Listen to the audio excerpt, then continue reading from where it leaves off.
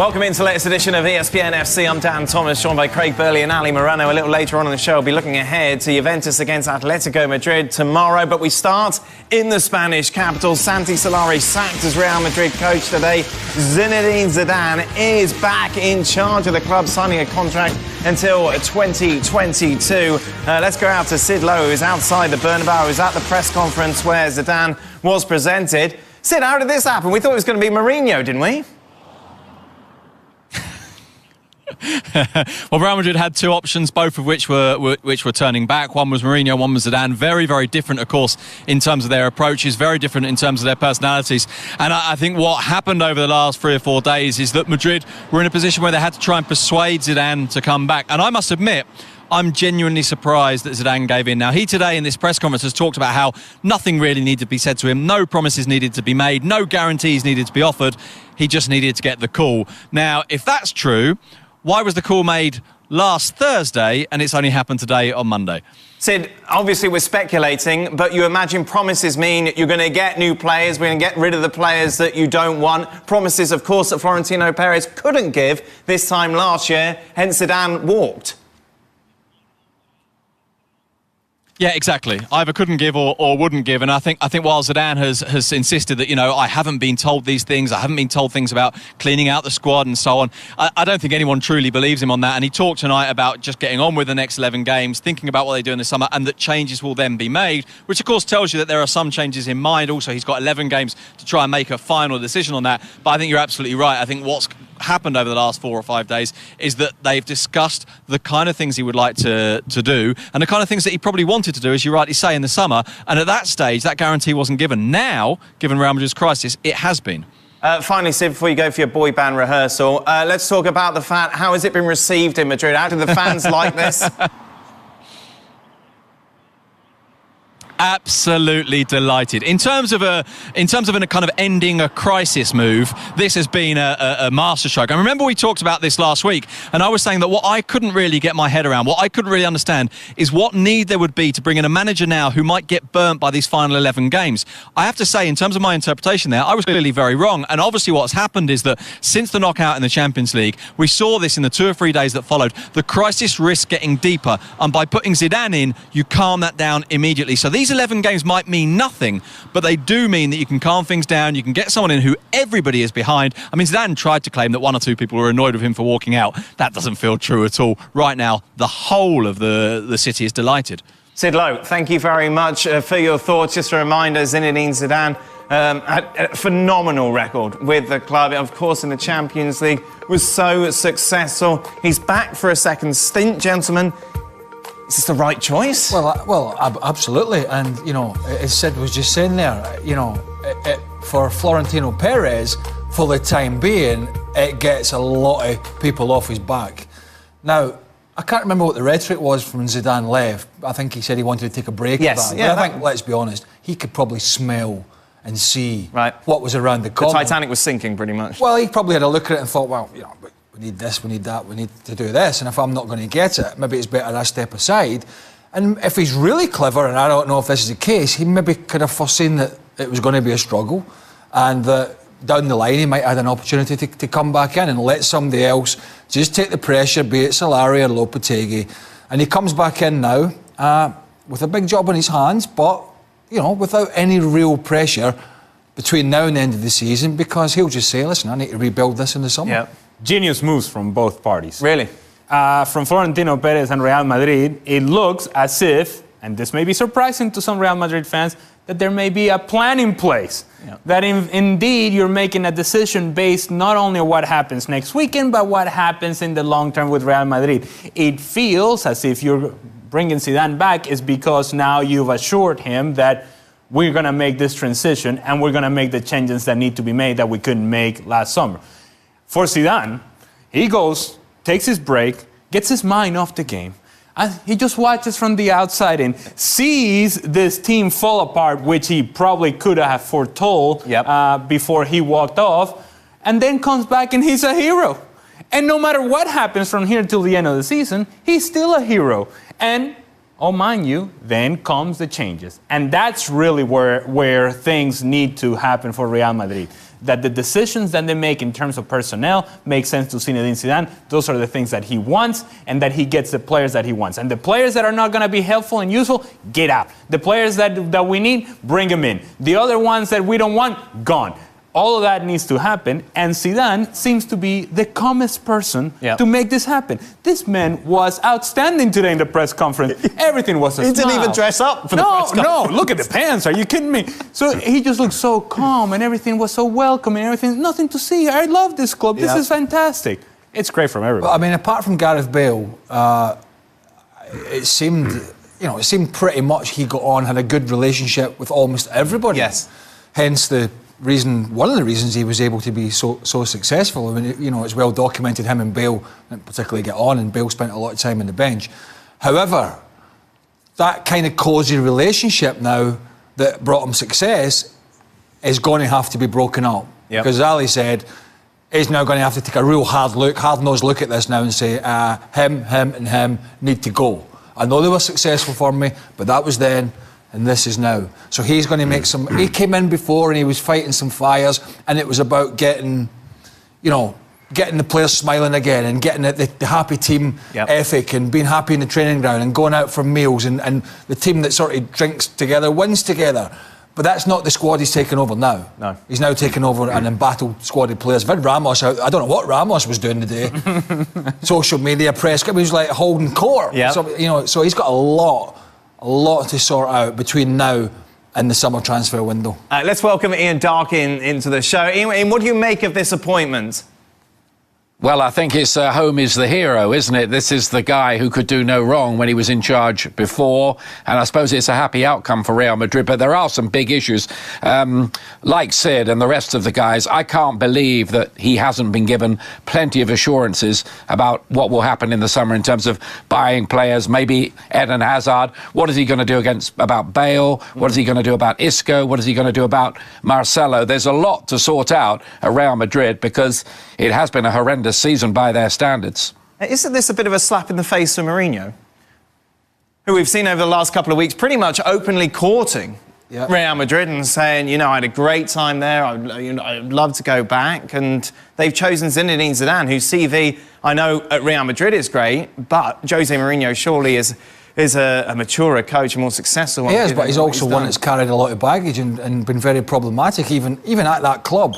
And so for Mourinho, he'll just say, well, I'll wait on PSG. Right. I always wanted to go and manage in France. And there's a fair chance that one will come. A fair chance that one will come around. The other one is Pochettino. I don't know if he came into the thinking in this process for Real Madrid, but he's now sitting looking at Solskjaer doing well at Man United. We discussed that. Yep. And Zidane on a contract till 2022. Yes. So there's a lot of things been affected here, including Mourinho, but I'm sure he'll do all right with his payoff, just sitting tight for a bit. Of course, he's still living off his Manchester United payoff. And the others, and the Chelsea, and the others. Short term, as everyone seems to agree, this is great for Real Madrid from both sides. But big picture, Zinedine Zidane set the bar so high when he was there. Surely the only kind of way is down, isn't it? Well, no, because of where the team is now. You look at a team that is on life support, and the standard of Real Madrid is much higher than everybody else's. And so, therefore, where the team is now, as currently constituted, Zidane walks in and makes this team successful next year is... Again, it's a perfect scenario for Zinedine Zidane, because the bar is incredibly low. I mean, we're talking about a team that has nothing to play for from here on to the end of the season. And so that's not the standard for Real Madrid. So he's walking in, and because there is pressure to perform and put together a team, he can then say, in order for us to be the team that we were, we need to make these changes. And who wouldn't listen when you are where you are if you're Real Madrid? Well, my memory's not great. Was it three Champions Leagues? 3 Champions Leagues. Right, but they didn't win La Liga. No. Right. Now, there's the carrot. Yes. And, we know how important Champions League is, but whenever and it was about a year ago, we spoke to our colleague Steve McManaman, former Real Madrid player, and said, what would you prefer to win? Yeah. As somebody that played for Real Madrid, and Champions League or La Liga? And he said La Liga. Yeah. So I suppose... Which Zidane obviously was saying as well during his tenure, because obviously they've been successful in the Champions League, but Barca have dominated. So that's the big thing to start winning that. I mean, it's a win-win in terms of a PR exercise, but in terms of what he's got to do on the field and what he has to do in the transfer window is huge. We haven't heard from Santi yet, by the way, if he's going to come back on the show now. Well, he's going to have time. It's from Real Madrid to extra time. He's going to have time now. That's it. Just a reminder of where Real Madrid are in La Liga table. You could argue the one thing they're fighting for is for a top 4 space, but they should be fine. 10 points clear of Alaves in 5th. So it's Juventus against Atletico Madrid tomorrow in Turin. Remember, Atleti go there with a 2-0 lead. Massive favourites to advance 4-1 on. Juve come in at 3-1. Allegri's normally pretty good with the press, but some kind of strange quotes from the Juve coach looking ahead to this game. I think expectations have been raised far too much and it's become an obsession. Playing in the Champions League ought to be a pleasure and a joy. In my view, it's wrong to see it negatively because I think we've done a great job here. It's true, every story has to come to an end, but we're heading for an 8th consecutive Scudetto and we won the Italian Super Cup. What's he doing? Why is he saying that? Oh, the Champions League some sort of bonus prize. Right, lads, we've just brought in Ronaldo, but don't worry, 100 million, don't worry about it, just enjoy it. And if you lose 2-0 in Madrid to Atleti, then it's not a problem.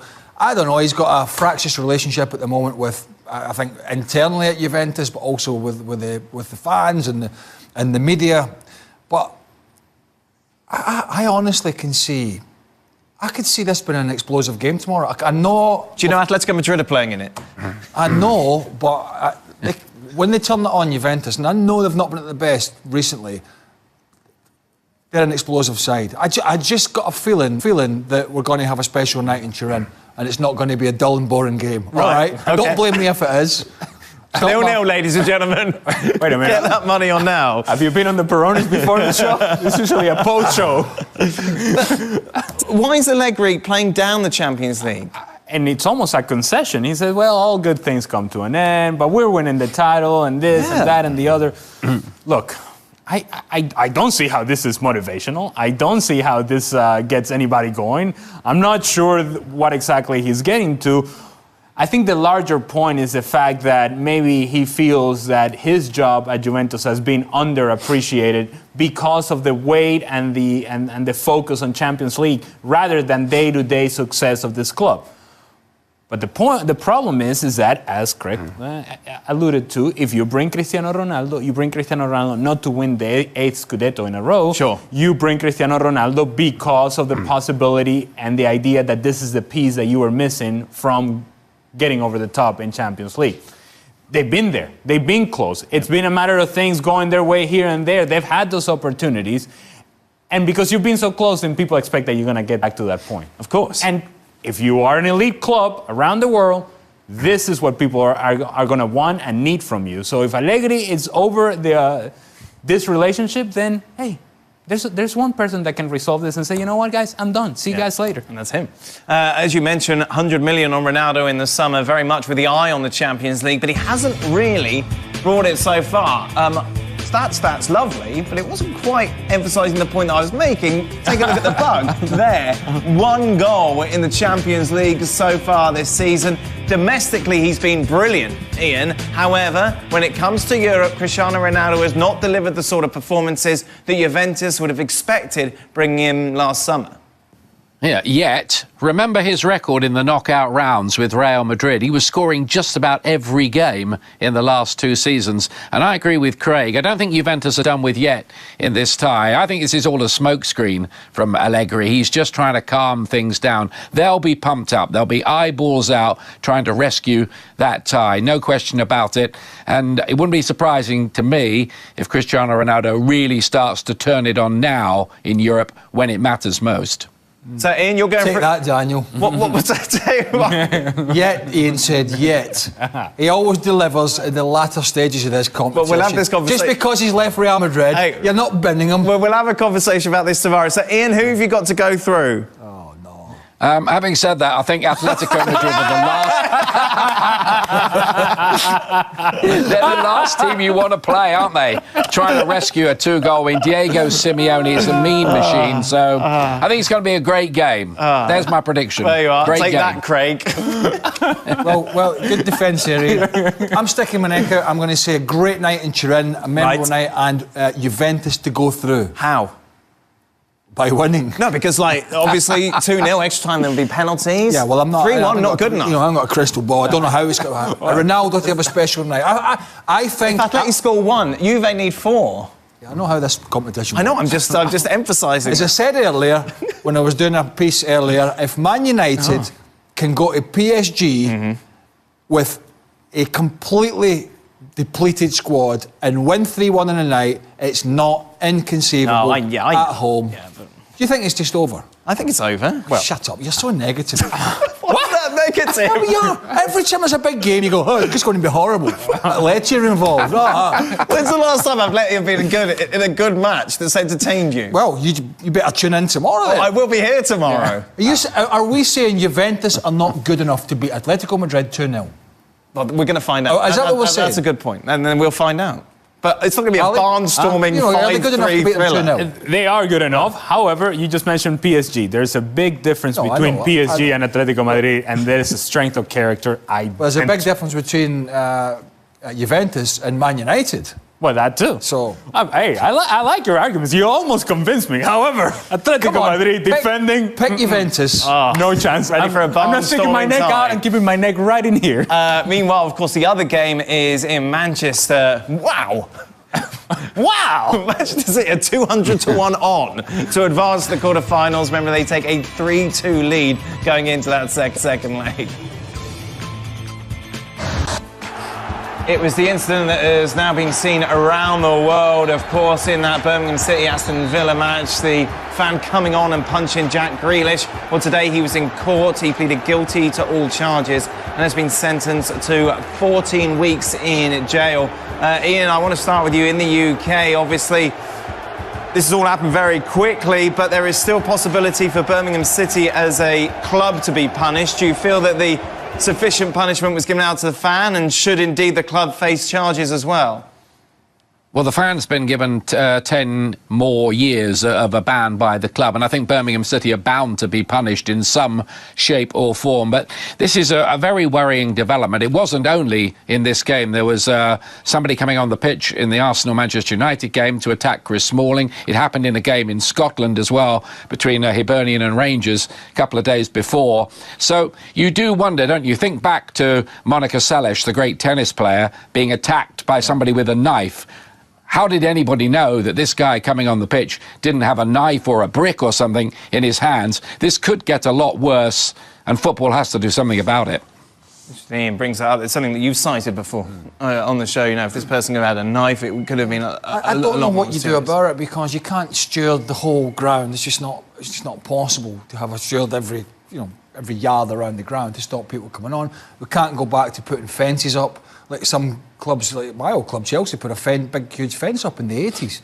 Ken Bates. We can't go back to that period. But unfortunately, I think it's a kind of sense of society at the moment where we are. You've only got to look in social media and see some of the vitriol that goes around over the most innocuous stuff, and that seems to carry on to the stadiums these days as well, where fans, some of them, unfortunately spoiling it for the vast majority, I think they have carte blanche just to go and do what they want. So I don't know how you stop this just by self-policing it amongst the actual decent people themselves. Yeah. It's a difficult one. Ian, obviously you travel the country going to different grounds. Craig brings up social media there, and it's been cited, hasn't it, the fact that almost because these idiots now have a voice, it's almost normalising their opinion and in some way their actions as well.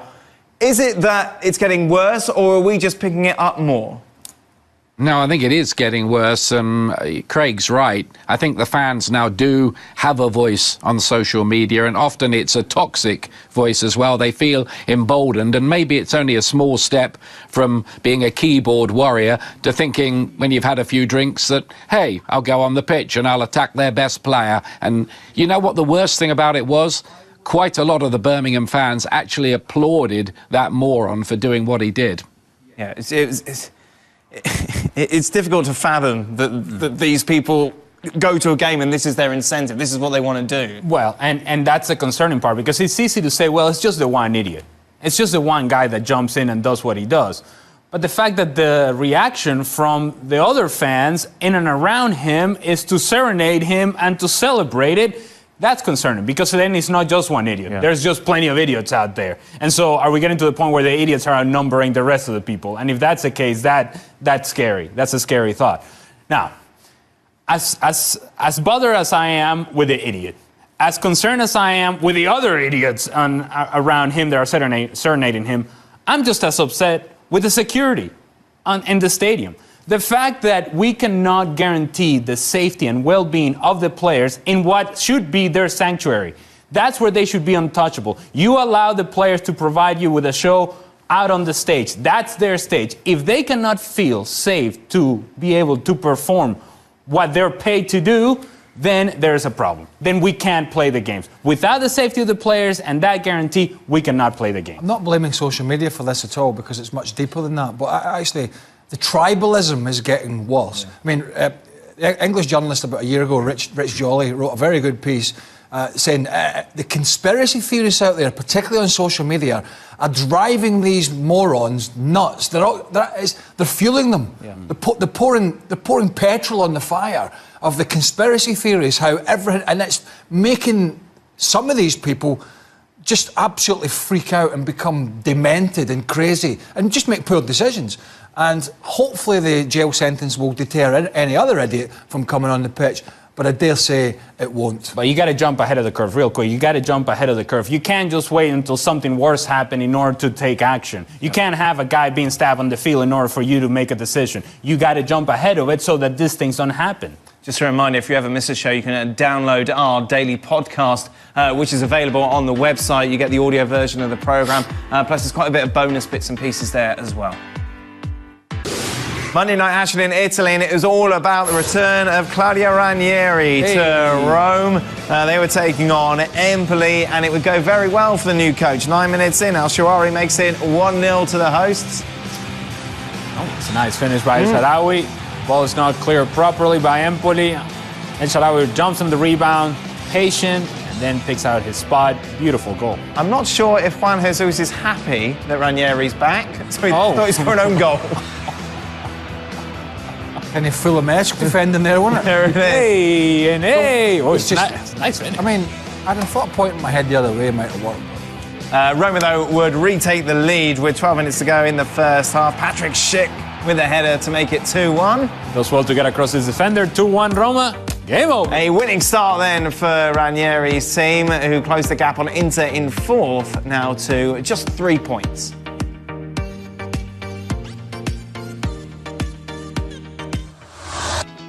You look at the odds as to who will win the title in the Premier League. Manchester City remain favourites, 11-4 on 1 point clear of Liverpool, 9-4. Both, of course, with victories at the weekend. Ian, are we persuading you at all at the moment to change your Liverpool pick from the start of the season? No, Liverpool have their best ever points tally at this stage. They're making a heck of a fight of it. I think it'll come down to how much of a distraction will be the Champions League for both of the clubs, and a key game, Manchester United against Manchester City. Both of those clubs in Champions League action on Wednesday. Meanwhile, gentlemen, to end, talking top four after what we saw yesterday, Arsenal beating United. Who have you got to join City and Liverpool in the Champions League next season? I've still got Man United at the moment. Right, and Spurs? Yes, just. Ooh. Yeah. Well, looking at Chelsea at the weekend, they were awful again. Mm-hmm. Sure. And I think Arsenal, he's done a very good job there, but I think they'll just falter. I think. Should I pick Spurs? I don't know, Ali. You and Spurs have got this weird relationship at the moment. You know what? I'm going to go with Spurs. Yeah. And Manchester United. No love for Arsenal. They just beat United 2-0. I'm picking Spurs. All right then, guys. Spurs fans, I'm picking Spurs. Thank you very much. Much more from us tomorrow. Until then, goodbye. Welcome into Extra Time. I feel we need to start with Ian today. He's had some issues, and we could witness all of your technical issues as they were happening, Ian, but they started even before you were on camera because you couldn't even get in the building today. You've had a good evening. Yeah, I think they'd heard about me. They'd got all the bands in place. Somehow I made it through all the tunnels and past all the towers and got in. And you're very technically literate, aren't you, Ian? So it's fine. No problems. You fixed everything. There's never been a commentator born who knows anything more than he needs to speak into the microphone. OK, where does the signing of Zidane leave Pochettino, with Solskjaer getting the United job? Well, he's not getting it, is he? Will he go to Barca or will he just stay put?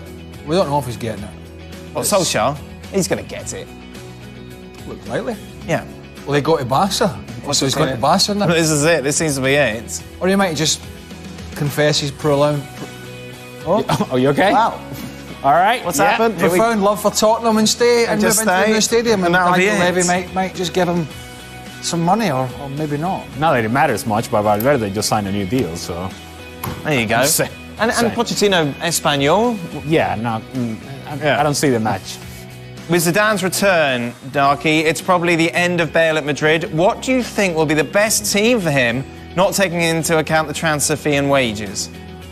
Well, it can't be Chelsea, can it? Because they've got the transfer ban going on, so there can't be a swap for him and Hazard, which might be quite an enticing look. I think he might have to take a wage cut.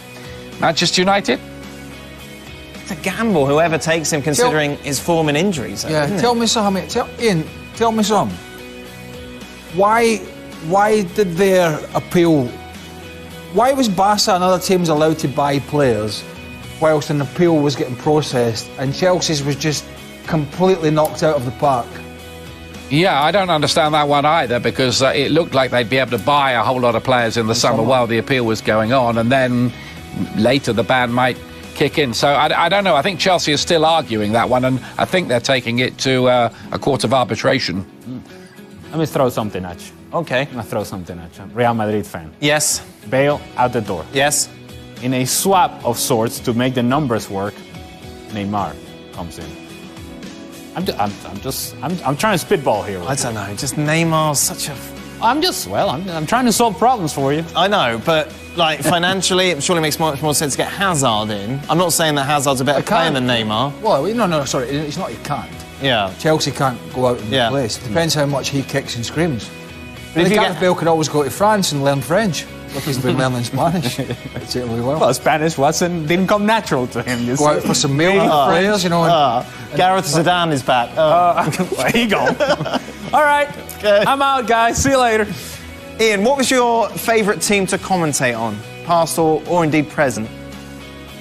Past or present? Favourite team to commentate on? I think the Barcelona team around 2011. Yeah. That year they won the Champions League, beating Manchester United at Wembley. I don't think I've ever seen a better club performance than that.